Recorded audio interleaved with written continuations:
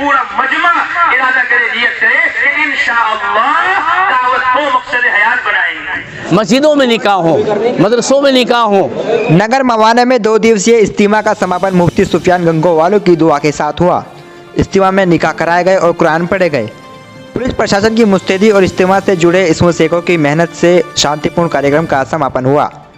सोमवार की सुबह मौलाना हाजी जव्वाद की तकरीर के बाद मुफ्ती सुफियान गंगोवालों ने तकरीर करते हुए कहा कि जो दीन पर चल रहे होंगे अल्लाह ऐसे मर्दों और औरतों की हिफाजत करेंगे और उसकी दुआ कबूल की जाएगी। शिर्क से बचने और दूसरों को भी अच्छे रास्ते पर लाने के लिए मेहनत करने को कहा। अच्छी बातों की तरफ लोगों को लाया जाए और बुरे कामों से रोका जाए, ऐसे लोग ही कामयाब हैं। जिसके अंदर दावत की आदत आ जाएगी उसके अंदर पूरा दीन आ जाएगा। हदीस का हवाला देते हुए बताया कि एक शख्स जुमा को नबी का खुतबा सुनने के लिए जमात में जाने के लिए देरी कर रहा था। नबी ने उससे कहा कि तुम जमात में जाने वाले लोगों से 500 साल पीछे हो गए, इसलिए जब जमात में निकलने को कहा जाए तो निकल जाया करो। जब मुसलमान किसी दूसरे मुसलमान से मुलाकात करता है तो उसके साथ 70,000 फरिश्ते चलते हैं। मुफ्ती साहब ने बताया कि हर मुसलमान को तश्कील करनी चाहिए, तश्कील इस्लाम की जान है। इसके साथ ही ज़्यादा से ज़्यादा जमातों में निकलने पर जोर दिया।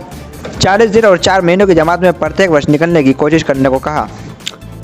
शहर काजी मौलाना नफीस अहमद कासमी ने जानकारी देते हुए बताया कि इज्तिमा से 35 जमातें रवाना हुई जो 4 महीने और 40 दिनों के लिए निकाली गई। इसके अलावा कुल मिलाकर लगभग 30 निकाह भी हुए। इज्तिमा के आखिरी दिन दुआ में शामिल होने के लिए बड़ी संख्या में आसपास और दूर दराज से भी मुस्लिम की भीड़ रही। तकरीर करने के बाद मुफ्ती सुफियान ने ही दुआ कराई। 9:23 से शुरू हुई दुआ 9:38 पर ख़त्म हुई। इस दौरान सही रास्ते पर चलने की तौफीक देने, गलत कामों से बचने और मवाना सहित पूरे देश में अमन चैन कायम रहने, गुनाहों से माफ़ी मांगने आदि दुआ कराई गई। दुआ करते समय अल्लाह के आगे हाथ फैलाकर मुस्लिमों की आंखें से आंसू टपक पड़े और फूट फूट कर रोते हुए अल्लाह से दुआ कबूल करने की तलब की। इज्तिमा के समापन के अवसर पर और दुआ में शामिल होने के लिए मुस्लिमों का सैलाब देखने को मिला, लेकिन इसमें शेखों की कड़ी मेहनत यानी वॉलंटियर की मेहनत और बेहतर प्रबंधन के कारण यातायात प्रभावित नहीं हुआ, न ही जाम की समस्या बनी। इज्तिमा खत्म होने के बाद आधा घंटे तक पैदल वालों को चलने दिया गया, फिर आधा घंटा दोपहिया वाहनों को और इसके बाद बड़े वाहनों को निकाला गया। दोनों दिन इज्तिमा में मेडिकल, पुलिस प्रशासन और खाने पीने अन्य चीज़ों के कैंप लगाकर निःशुल्क सामान वितरित किया गया। दोनों दिन खाना पीना और शरबत खूब वितरित हुआ और लोगों ने सवाब की नीयत से खूब खिदमत में सहयोग लिया। इज्तिमा के मंच पर शहर काजी मौलाना नफीस, नायब शहर काजी मौलाना सलीम, मौलाना मुबीन, मौलाना ज़फ़ीरुल इस्लाम, मुफ्ती जावेद, इसरार अहमद आदि मंच पर उपस्थित थे। ये इज्तिमा का प्रोग्राम कल से चल रहा था और ख़ास तौर से ज़ोहर के बाद से यानी 3 बजे से तकरीबन, और इसमें 35 जमातें निकली हैं। चिल्ले की भी हैं, 4 महीने की भी। चिल्ले से मुराद 40 दिन हैं। ये मुख्तलिफ़ जगहों पर, शहरों में, देहातों में, मुख्तलिफ़ ज़िलों में ये जमातें जाएंगी और लोगों को भलाई करने की, आपसी भाईचारे की हिदायत देंगी। नमाज़ पढ़ना, रोज़ा रखना, चूँकि रमज़ान भी आ रहा है तो रमज़ान में नमाज़ों की पाबंदी, तरावी की पाबंदी और इसके साथ साथ लोगों को दीन की दावत देना, भलाई की तरफ बुलाना, खैर की तरफ बुलाना, अमन शांति का पैगाम पहुँचाना, ये जमातों का मकसद होता है। एक दूसरे के साथ हमदर्दी करना और एक दूसरे की खैरख्वाही।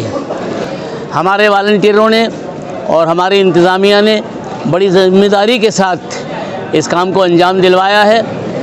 250-300 की तादाद में वॉलंटियर थे जो रोडों पर भी थे और मजमे को संभालने में भी थे और दूसरे कामों पर भी जिम्मेदारियां डाल रखी थी।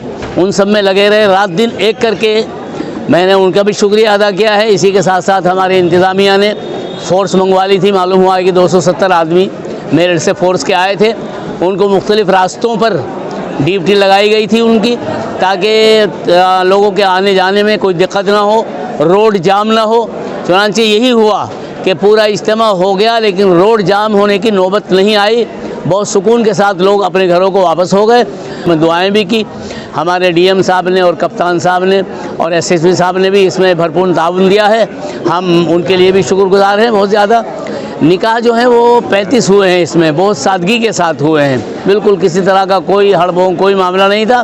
बस वो जिनके निकाह थे वो आए, उनके बाप आए, उनके चचा वगैरह आए और बैठ गए 3 आदमी और निकाह पढ़ा दिया गया। इस तरह के निकाह पर आप क्या कहना चाहें? क्या इस तरह के निकाह को बढ़ावा देना चाहिए? इस तरह के निकाह तो शरीयत में मतलूब है। आज तो निकाह हमने मुश्किल बना लिया है निकाहों को। हम तो ये चाहते हैं कि इसी तरह सादगी के साथ निकाह हो, मस्जिदों में निकाह हो, मदरसों में निकाह हो, सुकून के साथ, ताकि किसी तरह की कोई हड़बों, कोई खलफशार, कोई परेशानी सामने ना आए और अमन शांति के साथ ये निकाह हो जाए। और उसी में राहत है, उसी में सुकून है, उसी में आफियत है इस तरह के निकाहों की इनेकाद करने में।